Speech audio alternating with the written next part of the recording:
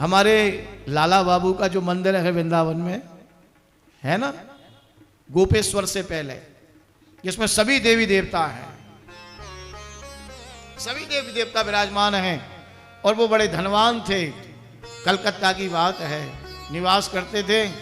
और वहां एक मेहतरानी झाड़ू लगा रही थी, सुबह के समय झाड़ू लगा रही थी। उसने कहा एक तरफ हो जाओ, एक तरफ हो जाओ, एक तरफ हो जाओ। वाह, उस मेहतरानी की बात लग गई। अब कह रहे बोले एक तरफ हो जाओ, आधे संसार में आधे भगवान में, ऐसे नहीं, एक तरफ हो जाओ। उसी समय छोड़ दिया सब कुछ और वृंदावन में आ गए, वृंदावन में आ गए और वधु कृपा कर भगवान का भजन किया।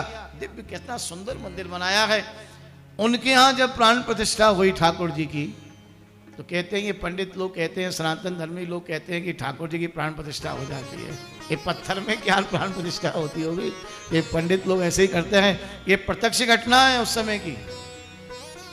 तो ठाकुर जी को नाक में रुई लगाई गई प्रतिष्ठा के बाद।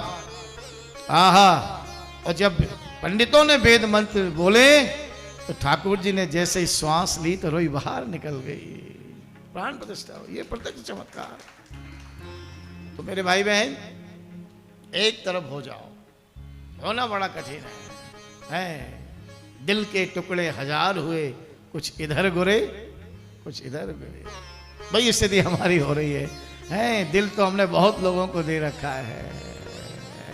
ये दिल देना है तो किसी दिलदार को दो, है ना, जो इसको सुरक्षित रख सके।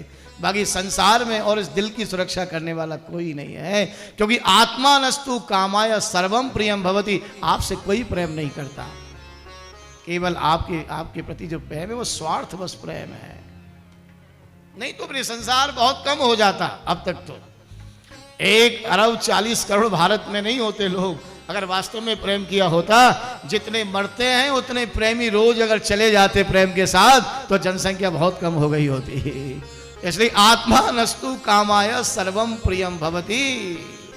अपनी आत्मा के लिए प्रेम करते व्यक्ति। इसलिए मेरे भाई बहन, प्रेमी हमारे ठाकुर जी तो प्रेमास्पद भी हैं और प्रेमी भी हैं।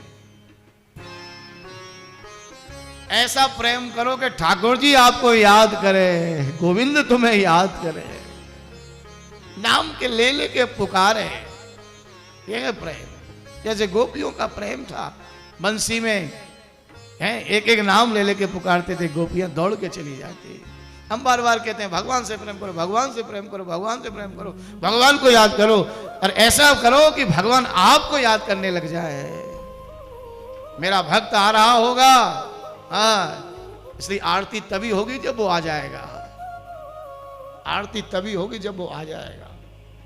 और ऐसा होता है, आज भी हो रहा है। भगवान आपका इंतजार करें, भगवान आपका नाम लें, समझो आपकी भक्ति अब चरम को प्राप्त हो गई है।